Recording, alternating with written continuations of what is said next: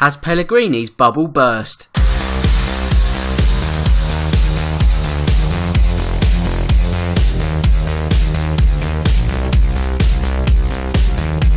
Hello and welcome to the Real Football Cast. I'm your host Dan Tracy, and in the next 60 minutes I'll once again be dissecting through all the hot topics in football. As you should know by now, the aim is to separate all the footballing week from the chaff, as on this episode we look back on the fourth weekend of the Premier League season. Thankfully, I'm not going to be doing it alone, so there's no need to worry that you'll be stuck with yours truly for the next hour. Joining me tonight, I have one real football man, and he'll be running the channels up front on his own. I'm joined by JS, and he runs the excellent Football in the City website. He was off scouting last week, so it's great to have you back on board once more. And as per usual, I hope you've watched as much football as humanly possible. I have, Daniel Tracy. How are you? Yeah, good, mate, good. I mean, it'd be better if Tottenham had won against Watford, but you can't have it all, can you? You know, there's been plenty of other football news to talk about, and we will talk about Spurs in a bit, but I'm at the age where I try not to let football ruin my weekends should Spurs lose, and thankfully I'm also in an era where Spurs don't lose that much. So if it was 10 years ago, my weekends would be sort of ruined all the time. But, I agree on that, yeah, for sure. Do you know what? Funnily enough, actually, I think we looked okay the other day. I'm not actually too worried. I think sort of conceding two piece goals, whilst not ideal, I think it's slightly skewed the result and how we're viewing it quite a bit. Do you know what I mean? I actually think we look in quite good shape, actually. Yeah, I think it's a case of throwing the baby out with the bathwater, isn't it, when Tottenham lose? I think with everything that's sort of happened in the off-season, and then it's, you know, there's no signings and we lose, and it's just that sort of momentum that was just being built up after, you know, all these off-pitch sort of sagas, and it was actually, it was like, you know, we're in a good place and getting into a good place for the international break, but then it all fell apart. But then we normally start slow. I mean, even the season, I don't know, I can't remember if it was last year or the season before, we lost to United on the opening day, so I wouldn't put money on it, but I bet we've got more points after 4 games than we probably either ever have or close to it.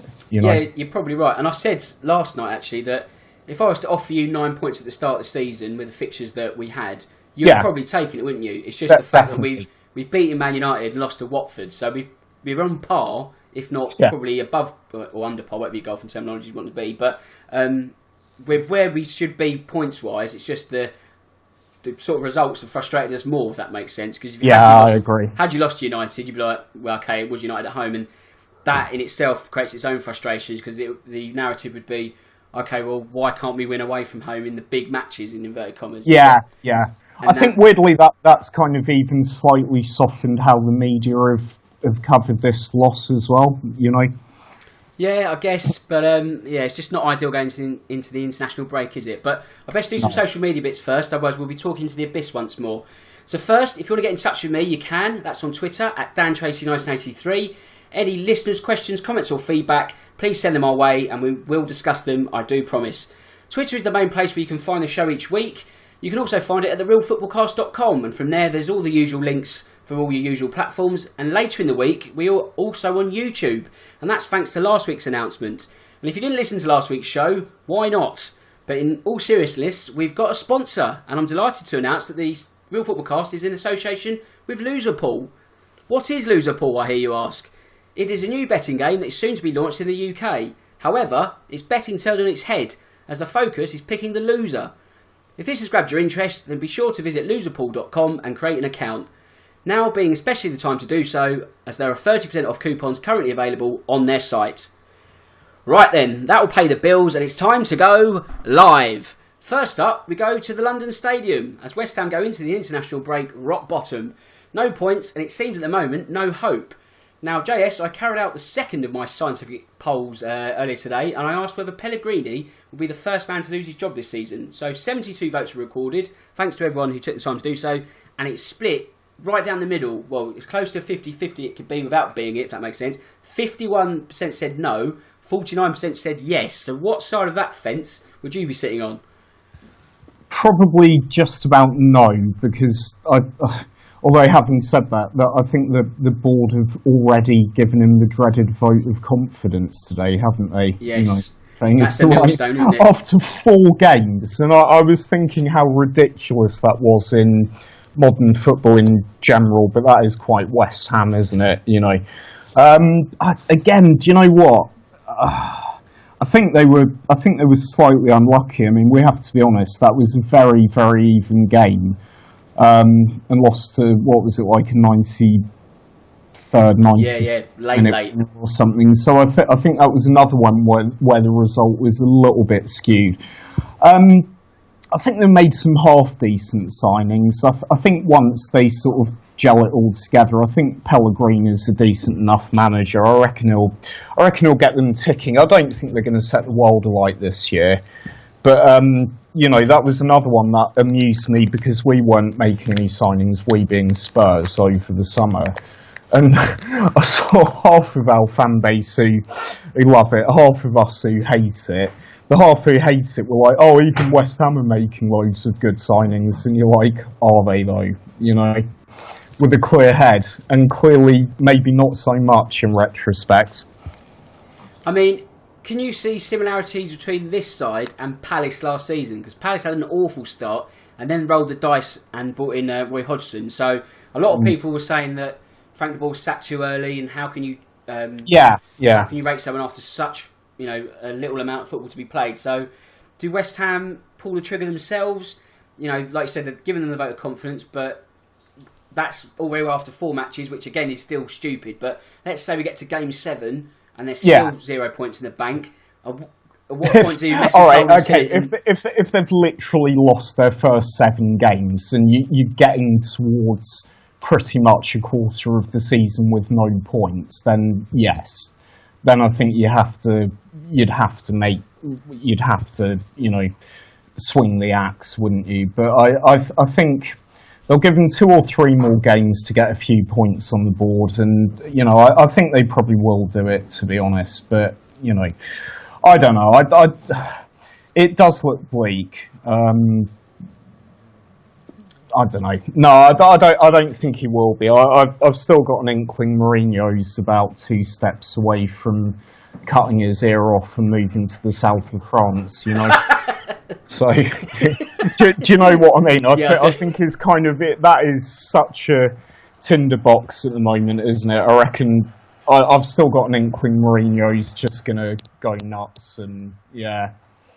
I mean, if you look at West Ham, the way they've played, it's not necessarily been sort of rank bad. They weren't great against Liverpool, but there were small glimmers, and it wasn't even perhaps a 4-0 defeat, if that makes sense. But you could also look at the Arsenal game, where they bought the shooting boots, they get at least a draw at that game, and they were very unlucky, or maybe not unlucky, but to lose in the manner. No, I agree, and also you think about it, they have. I mean, you just sort of semi-mentioned it, but they have had tough games, haven't they? Yeah. It's. I mean, even it sounds stupid, really, because you think like Wolves at home, that would have been almost a banker before the start of the season. But I think the one that's probably really got people shaking heads probably is still losing at home to Bournemouth, though, isn't it? Yeah, I think that's the one where really, if looking at the fixtures they had, they would have thought, right, that's like 3 points on the board. That will be our first point of the season to get us off the mark, and that didn't happen. It's added more pressure going into the Arsenal game, which is then adding more pressure. Exactly. Yeah, exactly that. They've got Everton away now. I mean, to be honest, I don't think the end's necessarily in sight yet. And then it's Chelsea, and then United, and then Brighton away. I mean, so there are away games like Everton, Brighton, Leicester. They're all away games. Their home games are Chelsea, United, Spurs. That's an awful first 10. It's harsh, isn't it? And I think it's like, you would be thinking they should have probably got a point at the weekends.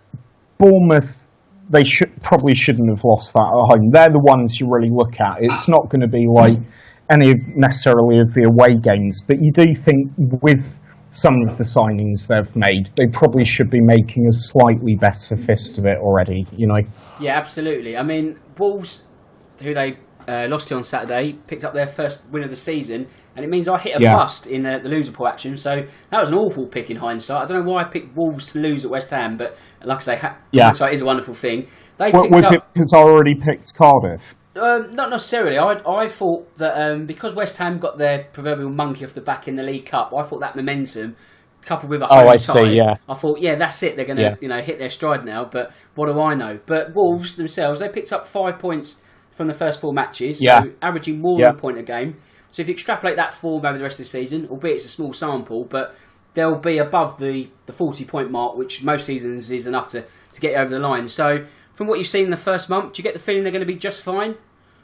Oh, I said at the beginning, I think Wolves will be fine anyway. I think Wolves and Fulham are both going to be fine this year. Yes, I mean, I think Fulham will probably, I don't know, if you were to pick a number, I think 14th, 15th would probably be... that kind of thing. I think Wolves could... If they can both gel all their new players, both teams, they could even both make a push for the top half. I don't think that's an unrealistic thing for them, but I genuinely can't see either of those teams struggling, like Cardiff are and will, you know. Well, yes, that brings me on to Cardiff, actually. So after your scouting mission last week, you opted for Cardiff as your guaranteed loser, and you were right, but Arsenal were made to work for their win, weren't they? I mean, they sort of didn't make it easy for themselves. It is back-to-back wins for the Gunners under Unai Emery, but that defensive underbelly, it's very soft, isn't it? And do you think that's going to be the one thing that stops them being in the top 4 coming into the season? Definitely. There's no way this Arsenal team are finishing in the top 4. They look fragile. You know, in fact, dare I say it, they look like Spurs did a few years ago. They look like they've got too much for soft underbelly. You know, it's like you kind of think, I know Lichtstein has probably passed his absolute peak, but Bellerin has not had the best of starts to the season. You'd be tempted to throw Lichtsteiner in, wouldn't you? You know? Yeah, I think you would, to be honest. I think they need just a bit of a calmer head at the back, don't they? I know sort of fullbacks seem to be in vogue at the moment, don't they? They seem to be the new wingers, but that's all very well if you've got a very solid platform to allow these kind of players to search for. But Arsenal don't really have that, do they? So if they've got the likes of Bellerin trying to get into the final third, and they've got these deficiencies in the centre of the park and at the back, you think, well, it's not really... Right.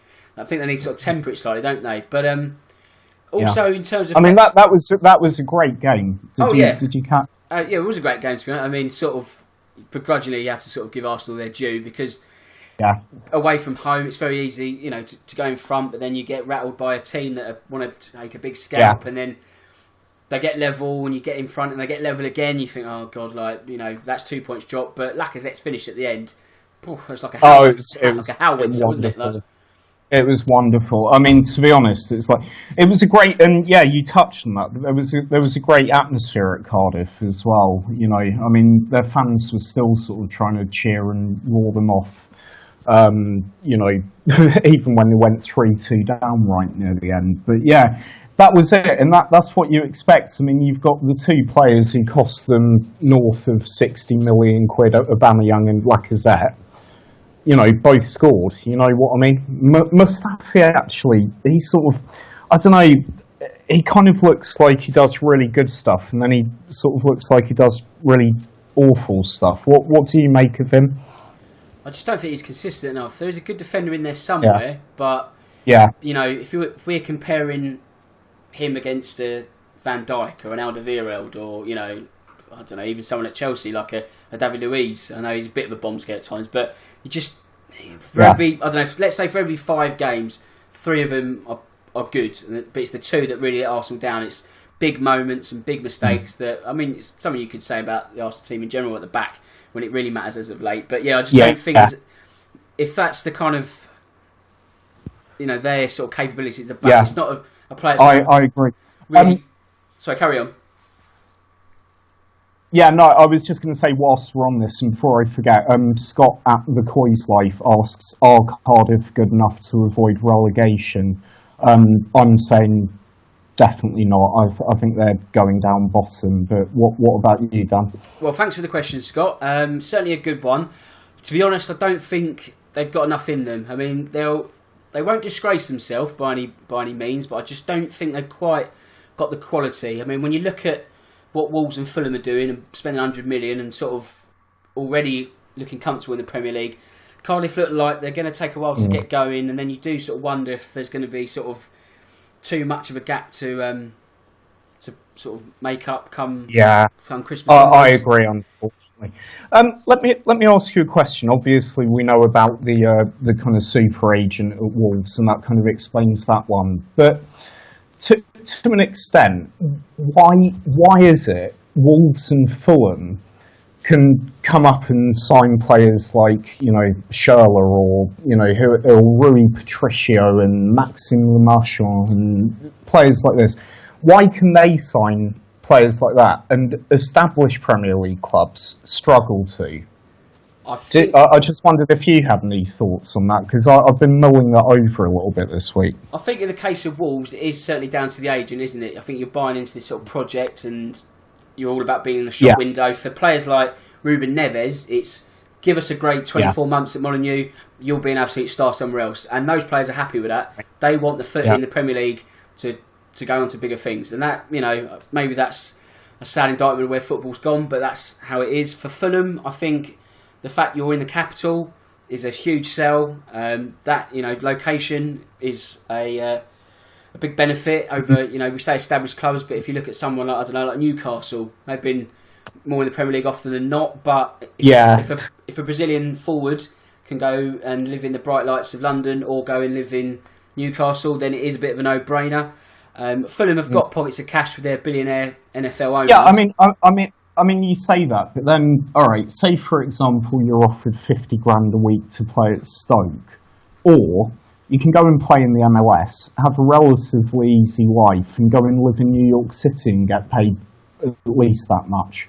What would you do? Move to Stoke or move to New York? Do you know what I mean? I've always wondered this. Why would you do that and not that? You know, seems a weird one. I think that. But yeah, you're right. London's the thing. So yeah. Sorry, go on. I think obviously, if you're tossing up between Stoke and the MLS, it all boils down to where you are in your career. If you're north of 30 and you're like, okay, well, I could go and play in the Championship for decent enough money, but do I really want to be sort of not clogging, but you know what I mean? Like, I'm probably dropping down a step, or I can go into perhaps semi-retirement's a bit of an unfair term, but a much easier life with much brighter weather, still earning a bucket full of cash, playing a little bit less football at a lesser tempo. I get it, but say you're more like just an average player that's only ever going to play for an average team, and you're never going to hit the heady heights of like David Beckham or Neymar or Messi or something. Do you know what I mean? Like, why wouldn't you do it? Do you think they still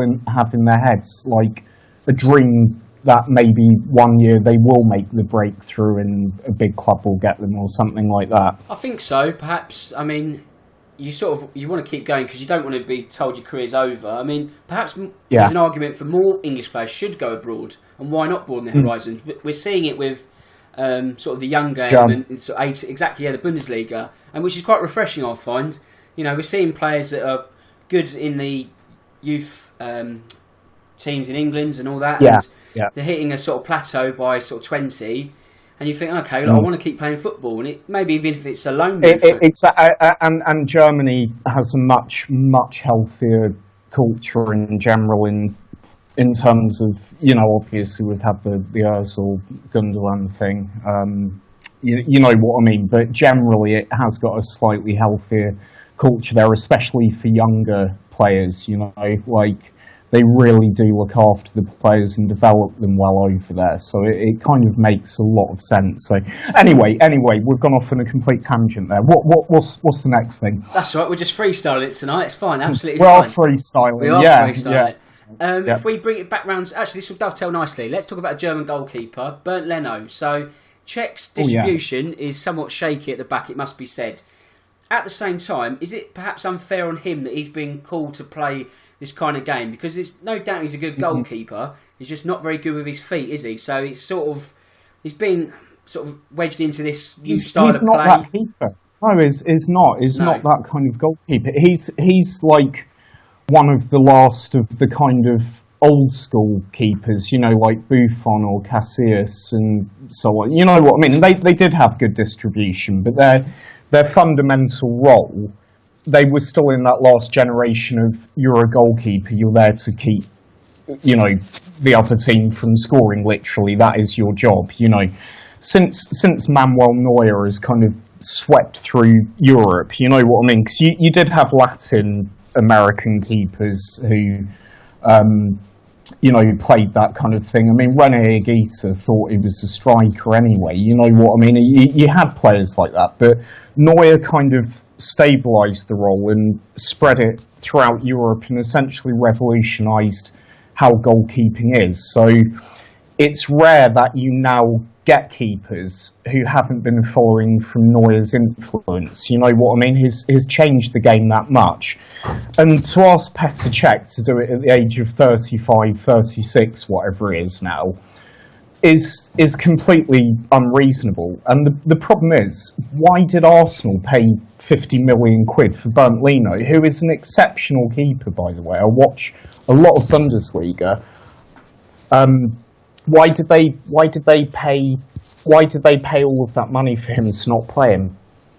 Well, it doesn't make any sense, does it? I mean, I know Carl intimated a few weeks back that, maybe he's sort of bedding in, but surely that period's sort of done now. So maybe, has he been called into the latest German squads? I think perhaps if he comes back from there, he might get a go. But you are sort of wondering, when is his time going to be? I mean, is he going to be drip-fed cup games and then see how he gets on there? Are we waiting for a huge aberration from Cech for him to be finally dropped? I mean, the way he's sort of playing at the moment, he looks like he's got a huge mistake in him, and it's only going to be a matter of time. Because rightly or wrongly, like I said, he's playing the kind of football he's not suited to, and it's unfair on him. But he is riding his luck a lot at the moment. I mean, it only needed Harry Arter to put that chance away after 6-7 minutes on Sunday. And he would have been absolute pelters.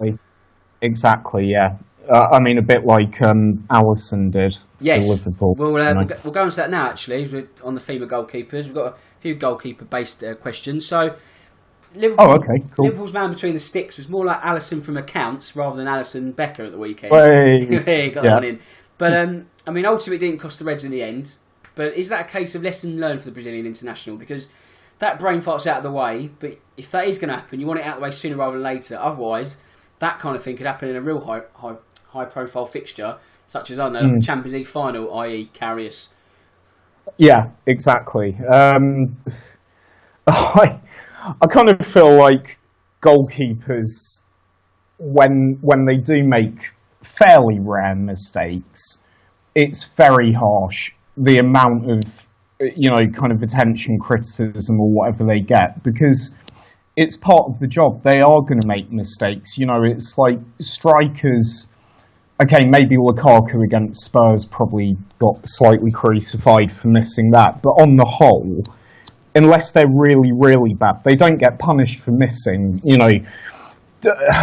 On the whole, midfielders don't, if they're there to defend, they don't get absolutely hammered for a missed tackle leading to a goal in the same way. Do you know what I mean? It's like the goalkeeping mistakes seem to get punished way harder than other players not performing to full capacity. Absolutely. But I guess that's because, if you sort of use your examples, if a defender or midfielder makes a mistake, more than often than not, there's still like a phase of play that needs to happen before the goal. Yeah, no, I get it. But okay, so say for example at the weekend, Harry Kane missed a header that 99 times out of 100 he's going to score, right? Yep. And I can't even remember that being mentioned at all. Do you know what I mean? Yes. But that header would have put us 2-0 up and we would have won the game. So did Harry Kane's missed header cost us the game effectively? Yes, actually, it's a very good viewpoint. I mean, looking at that, I don't know. I guess it's because goalkeepers are so under the microscope, aren't they? That everything they do is magnified to the power of 1,000. And yeah, I mean, exactly. And you look at like Hugo Lloris, for example, when he makes an error, and do you know what? I always thought that was incredibly harsh, especially when it was coming from our own fan base, because everything is done for the club, stayed with us when he was probably our only truly world-class player, didn't have to, and blah, blah, blah. You know the whole story. and people saying, "Oh, we need to get rid of him," and you're thinking, like, do you know what I mean? He probably saves us, I'd say, triple the amount of points he costs us. Do you know what I mean? And I feel that's the same for any top keeper. You know, I mean, like, I remember Karius, apart from that mistake, he was lauded, and quite rightly, as stabilising that Liverpool defence after Christmas as being one of the main two reasons of Liverpool's incredible run of form post-Christmas last year. The other one being bringing Van Dijk in the sense that Klopp picked a number one, stuck with him, and he made, like 2-3 errors over the course of the whole season. Because he made one in the Champions League final, he got crucified for it. And that, to me at least, isn't right. And I don't think Alisson Becker should get crucified for that mistake either. Do you know what I mean? Yeah, I mean, you are right. I mean, when you weigh up, I guess, a net sort of profit and loss of what a goalkeeper does and what he earns you and what he loses you. Like, say, Hugo Lloris, for example, he gets you out of the mess so many more times than the mistakes he makes or the stuff that he does that leads to a goal. But I guess it's all about moments and timing. Like, for example, you can do all that work as a goalkeeper for Karius, and then because he makes a mistake in the Champions League final, it erodes all that credit in his account. Do you know what I mean? But should it, is what I'm asking. It shouldn't, but unfortunately, we as fans, and we all know that football fans have very short memories. It's all about, what have you done for me lately? So you can forget what you've done in the last... Apart from me, I feel like I'm a calm, like, boat of reason in a stormy sea. You know what I mean? It's kind of like, I do feel like he was an integral part of the team that got them a 4th place up to a very close to a 3rd place finish, and got them to a Champions League final, you know, which is way more than Liverpool fans, if they're being honest, hand on heart, before the beginning of that season, would ever have dreamt of in a million years, you know? Yeah, but unfortunately, like I say, it's all about the here and now, isn't it? You're not, because it's, you know, the magnitude of the occasion and such, it's just the way it is, really. But if we carry on with goalkeepers, Marcus Bettinelli has been called into the England squad. He made a penalty save on Saturday. I don't think that was the immediate reward. I don't think it was just to that. But what do you make of his call-up? I mean, we're in that sort of, I guess, drop-out territory, aren't we? You know, we sort of all the twinges are a little bit more forthcoming now the World Cup's out of the way. So is it just more down to it, like the chance to give him experience?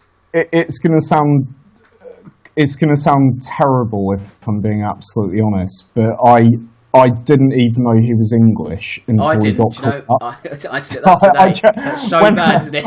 I know it's so bad, but like when because I'd seen him obviously for Fulham, and I was like, oh, Bettinelli, right, is probably Italian or something. Exactly what I thought. You know what I mean? Or maybe Argentinian, because they have a lot of Italian surnames. And then it was like Gareth Southgate calls up Marcus Bettinelli. It was like, hey, oh, okay, yeah. He's English. So, right, cool. You can tell it's... Yeah, he looks good, I think, you know? Yeah, I mean, we do seem to be well stocked in their goalkeeper options. I mean, even if you sort of... Nick Pope's injured, so that's probably the call up there. You've got Hart. I mean, a lot of them are all playing at Burnley, aren't they? Hart, Heaton, Pope. Yeah. So there are options. If Fraser Forster ever gets sort of back into form, you've got McCarthy. Yeah. So it's a well-stocked... And obviously Pickford, yeah. Yeah, of course, yeah. It's a well-stocked area, but...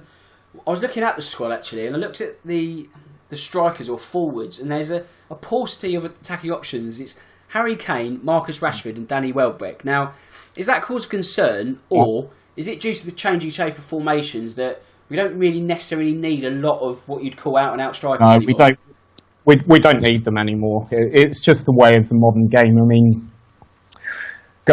even going back to Spurs, what have we got? Kane and, you know, Llorente, and that's it. It's like, you know, in terms of actual out-and-out strikers, really, you don't need them, do you? If you're going to play one up front, why do you even need three? I mean, I suppose if one gets injured, I guess it makes sense. But no, I don't think you do. And you kind of look at our midfield attacking options. and we've got so much quality there now. You know, there's like Sterling, Ali, Lingard, Rashford, and on and on and on. I mean, Loftus-Cheek looked good in glimpses at the World Cup, didn't he? I think we're in good shape, actually. Yeah, I mean, we go into this newfangled Nations League with, I guess, the mood. There's going to be a wave of optimism off the back of a good tournament in Russia. So, I mean, how's this going to all pan out for you in terms of Southgate's next few steps? Does it actually matter? This? I mean, I guess. I don't know. Sorry, I'm finding it hard. I'm finding it hard to. I love internationals. I really do. I mean, for me, it's still the pinnacle, but I'm still viewing these as essentially glorified friendlies. Basically, you know what I mean? Does anyone really care about the League of Nations? Well, I mean, this is it. It's a bit of a tough sell, really. I mean, the fact it's got elements of promotion and relegation does give it something. So, I mean, England are in the top league at the moment, but they've got Croatia and Spain. So, there is every chance they can finish bottom of that group. And then, oh, yeah, for sure. Be in League B next year, I guess, and then be playing sort of second-tier nations such as Ireland and Denmark. No disrespect to them, of course. But and then, I mean, I think, sorry, just as you touched on it, I think Spain were... I think, again, that their World Cup was a little bit of false economy because they had a lot of players that went very, very deep into tournaments and had very, very long seasons, you know. Do you know what I mean? Yeah. I don't think they'll be that bad again. You know, we're going to probably feel the backlash of that, actually, on Thursday, is it, I think? I think it's Saturday, isn't it? But they've got... is it? Yeah, that's how much we care. Just, but Spain will have. Wait, when's the other one then? There's Spain on Saturday, I believe, and then there's a friendly against Switzerland in the following midweek, and then we play Croatia in October. So that's the one. Sorry, yeah. But Spain will have sort of something to prove with a disappointing World Cup by their own very high standards. A new manager in Luis Enrique, so start of a new era for them, but. I guess it's just going to be, I guess for one game it's going to be like, yeah, go England off the back of the World Cup, but then come October, we'll be in the rigmarole again, won't we? And it'll be like, oh, international football, just get us to the tournament. So we'll have to see how it pans out. I mean, it could be worse. It could be a bona fide international friendly. So at least there is some element of interest, but I don't know. I think that was the idea. The theory behind it from FIFA was to, kind of get rid of meaningless friendlies, so-called, right? But they are they are essentially friendlies. I can't imagine all of these players from all of the top clubs in Europe are going to be going hell for leather and risking injuries, are they, at this early in the season? I don't know. It's another money-making exercise from FIFA. Let's be honest, that's what it is. FIFA and UEFA, you know what I mean? It just is.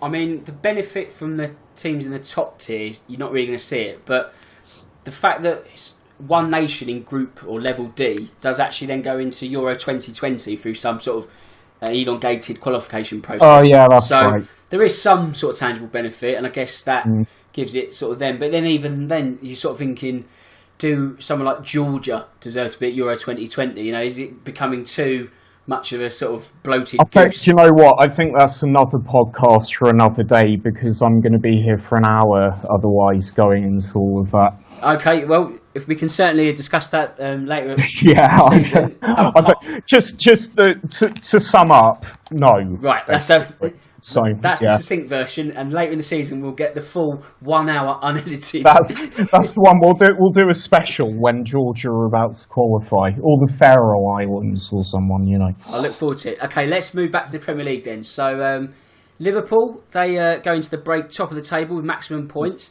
And another team that do so are Chelsea, who worked their way past Eddie Howe's Bournemouth eventually. It needed a goal from Pedro to open the deadlock with about 20 or so minutes to go. One that Marcus Alonso played a major part in. However, JS, do you think he was fortunate to still be on the pitch after he's coming together with Adam Smith in the second half? Because if Chelsea go down to 10 men, chances are that Bournemouth get at least a point from that game.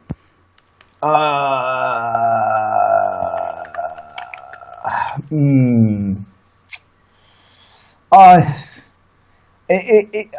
guess it's that kind of thing, like, what was it on purpose or not? I think, to be honest, it was on purpose, to be honest. it's good games. It's the kind of thing you'd want to see from your team. If, say, I don't know, Ben Davis or Danny Rose did that, you'd be sort of going, yeah, take the foul, slow the play down. So it's clever, but you don't want to see it. But it's I mean, he already had one, didn't he? Was it against Stoke? I think he should have been sent off. I think so. Yeah. I mean, well, it's quite lucky, isn't he? He is quite lucky, but I don't know. If you'd be incredibly miffed if he got sent off. If you're a Chelsea fan, you'd be like, that was how I tried to think of it as objectively as I could. Yeah, I mean, if it was Spurs and say it was like Danny Rose or Dembele, I'd have been a bit disappointed if that was a red. So, no. Fair enough. What's your report card for Maurizio Sarri after the first month then? I love him. Oh God! I was saying this as a Spurs fan. I shouldn't be saying these things out loud, but I was saying, like, I mean, I've got form on this. I was saying as early as April on my Twitter account how much I loved Napoli, because I watch a lot of Bundesliga, but I watch a lot of European football in general, and in that kind of, you know, the monochrome era of the 4-2-3-1 or a variation on a theme, he sort of did a variation on the traditional 4-3-3, which was basically compressing space, high pressing, keep everything very, very narrow and down the middle, so the 4-3-3 suits. Break up play and then play on the counter, and it is just magic football. And for a manager to have worked out how to break the matrix code of the 4-2-3-1 and actually get effective results of it and run Juve the closest they've been in years in the Italian league was incredible. And then when the rumours started about him going to Chelsea, I was like, a bit gutted, you know what I mean? Because at the time, everyone was still talking about Pochettino to Madrid, and I felt if that had borne fruit, I would have loved Sarri at Spurs, because it would have suited us as well. And what I'm really pleased about, it doesn't matter who it is, I'd have said this about any club, if he'd managed to implement Sarri ball in the Premier League as effectively as he already has, without any time to bed it in, it's a work of genius. And to be honest, I was looking forward to seeing it in the Premier League, no matter whether it was Chelsea or not. Do you know what I mean? And now he's done it.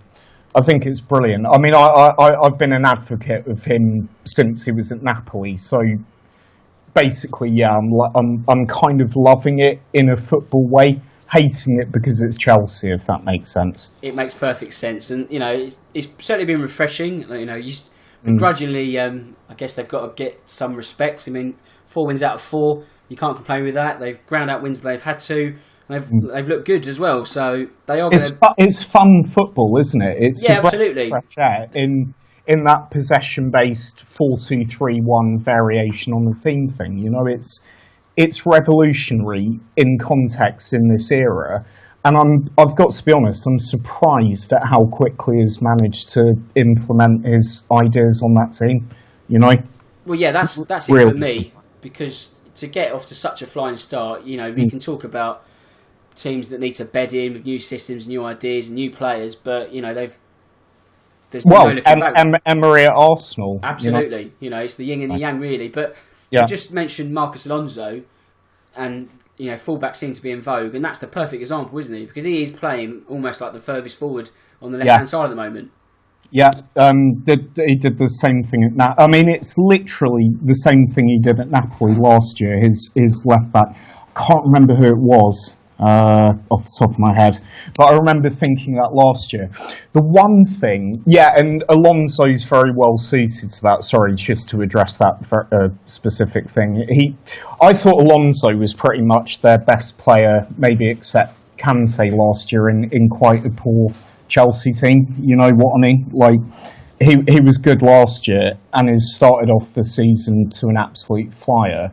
The one thing, before we move on from Chelsea, that has really surprised me, is that when he brought in Jorginho, again, still can't pronounce that, or is it just Jorginho? I don't know. Maybe I'm trying to overcomplicate it.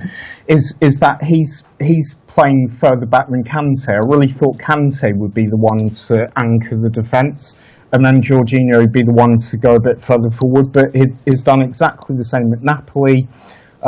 He's the one anchoring everything, and Kante's playing much further advanced than I've ever seen him play, actually. Yeah, that's a huge surprise. He's almost box to box this season, isn't he? Whereas last season, or last two, he's just a shield, and now he's sort of, not quite the sort of number 10 role, but I guess sitting in between a 10 and a DM, but playing absolutely perfect. It's like an 8. It's almost like an 8. An old-fashioned 8, like Paul Ince.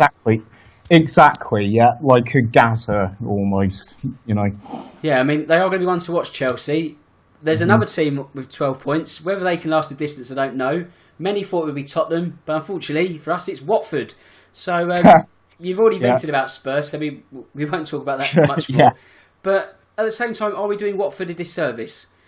Yes, absolutely. I mean, I said this before the game. They're a really good side. It's going to be a really tough game. There were Spurs fans. I always run a kind of thread about Spurs games, and there were people saying, "Oh, we're going to win 3-0, 3-1." Someone even put 4-1.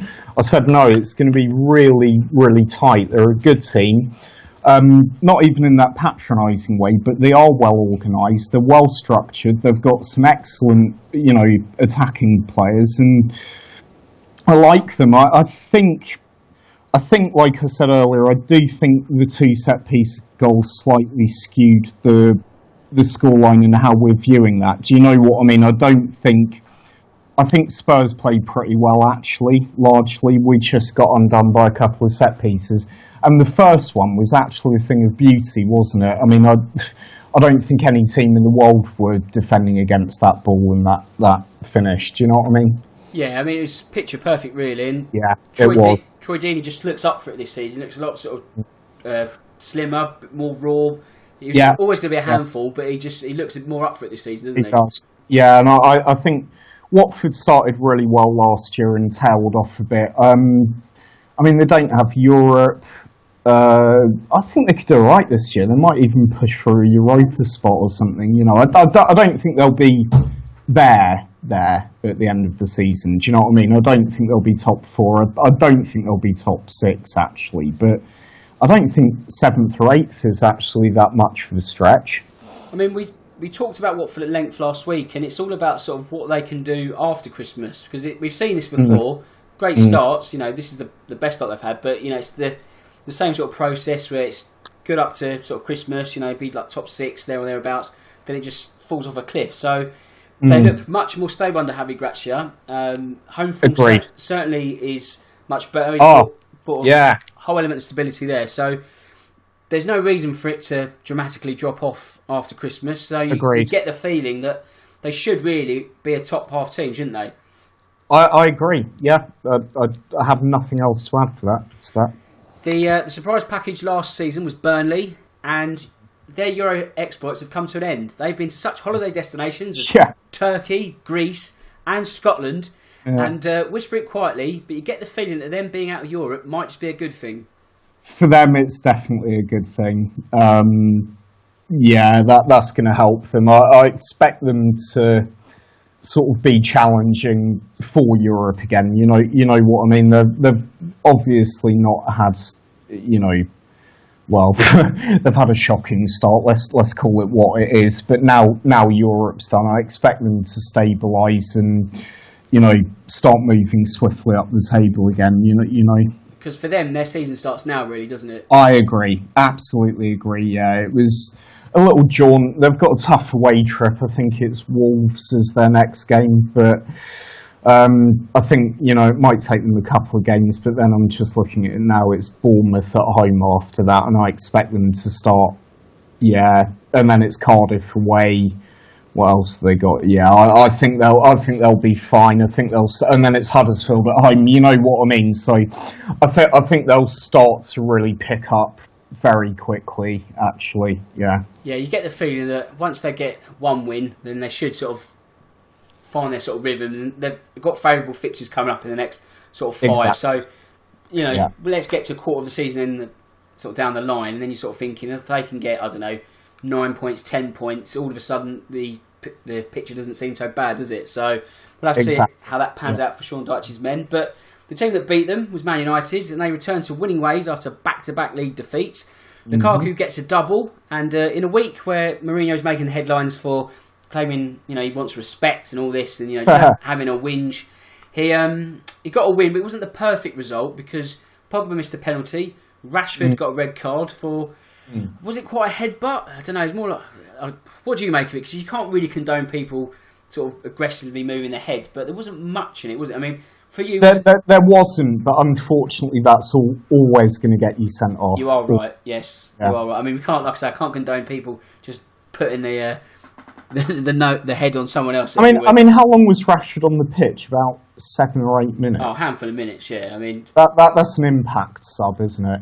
Yes. I mean, was Barnsley's tackle a bit too sort of robust? I mean, should he have seen red? I mean, or was it just really the headbutt which? No, I mean, I think there's sort of barely a headbutt thing. No, I think unfortunately, it's one of those things. Do I think it's a bit soft in relative terms? Yeah, I wouldn't necessarily like football to roll back to the Billy Bremner or latterly Graham Souness era, but I wouldn't mind it becoming a little bit more physical again. You know what I mean? But the tackle for me was hard, but it was okay. Doesn't warrant him sort of lashing out like that. I'm surprised actually, because you sort of think like Rashford seems like a really quite a sensible young chap, doesn't he? Yeah, he does. He comes across very mild-mannered, so it's not. I guess in inverted commas, he's not that kind of player. But he only takes, well, obviously he is. Exactly. So. He only takes one sort of moment to light the blue touch paper, and we saw that on Sunday. So I guess he'll be frustrated because he doesn't get enough game time as he wants anyway, and he gets this appearance off the bench, and now he's sort of back to square one and having to sit out for more game time. So not ideal for him, but at least United will be grateful they've come away from Turf Moor with 3 points. Yeah. Keeping the focus on Manchester clubs, and we move over to City. There was a question on my Twitter from Will at Wild Hotspur. Okay. Would you want Mourinho to manage your club, in brackets, assuming the current manager left? Right, okay, so as we're Tottenham fans, that's Mauricio Pochettino leaving and Mourinho coming in, so that's probably the scenario where they swap jobs. Now, I don't know what's a tough one. Yeah. Do you know, I don't know, I'd say no, because if Mourinho's left Man United, I think he'd then be a busted flush, really. I don't know what else, I think we're seeing the start of the downward spiral with Mourinho, so I don't think I'd really want him. I'd rather look ahead to sort of the future of a younger manager, someone like a Thomas Tuchel or something like that. So what's your take? Yeah, I agree. Definitely not at Spurs. I don't like it. I mean, we discussed this a few weeks ago, didn't we? He used to have that kind of cocky swagger, the sparkle about him, so even his arrogance was kind of like attractive, Whereas now, since Sergio Ramos and the rest of the Madrid dressing room broke him, he's just like sort of a bit bitter and a bit, sort of arrogant, but in that kind of way where it's like coming from a place of insecurity as opposed to complete self-assuredness, and it's become a little bit desperate, Oh, yeah. Like, I do agree with him, actually. I mean, I do feel like in this kind of era of clickbait journalism, he should be, he does merit and does warrant a bit more respect, you know what I mean, than he does get from some of our more ridiculous elements of our kind of press and media over here. Do you know what I mean? But he's not helping himself at the moment either. Well, that's it, really. I mean, you can't make a career of trying to be always one up ahead of journalism and then have a whinge when they want to try and have a pot back at you. So he makes it well for his own back, doesn't he? But exactly, it's just a tired act, isn't it? It's a very tired stick. Yeah, I agree, and it's he what he needs to do is, like I said, he needs to check his ego. and get on with his job at United, suck it up, maybe actually take a bit of humility and learn that he is at a club that's bigger than him, and that's how he should be approaching it. I never thought. I can understand why Ferguson liked him. He wanted someone who wasn't afraid of egos and blah, blah, blah. You know what I mean? Like, he anointed him as successor, basically, didn't he? But that got broken at Madrid. I remember there was a famous incident where he'd started dropping Casillas, actually a couple of seasons before he was past his best. And they basically revolted the Madrid dressing room, and it basically ended up in this huge row with who else but the king of shit houses, or the god of shit houses, I think we dubbed him the other day on Twitter, Sergio Ramos. And he basically sort of got in his face and he was like, what did you do? You played for a fucking third division club with or won the World Cup and all this, you know what I mean? What the do you know? And it gone about 2 or 3 months later, I'm not saying I condone that, but I think the problem is with Mourinho, when you go to a prestige club like Madrid or like United, you're going to have some of the best players in the world, and if you're single-minded and you're bloody-minded and you're dropping like one of the great keepers in history seemingly to prove a point, you know what I mean, to sort of almost like pissing on your own territory, you know what I mean, I own this place, you know what I mean, you're kind of cutting off your nose to spite your face, and you're always going to end up in trouble, and I kind of feel like the same thing's happening at United now, Yes, I think it's all starting to catch up with him again, isn't it? Do you know what I mean? It's not good, and to be honest, like, he needs to go to a place where they don't really have much history. They have an unashamed culture of just spending money, and that is Paris, and that's it. That's the only place left for him. Would any reasonable club that doesn't want a manager to drive them into the ground want them? Would Arsenal want them? No, I think Emery was a good choice.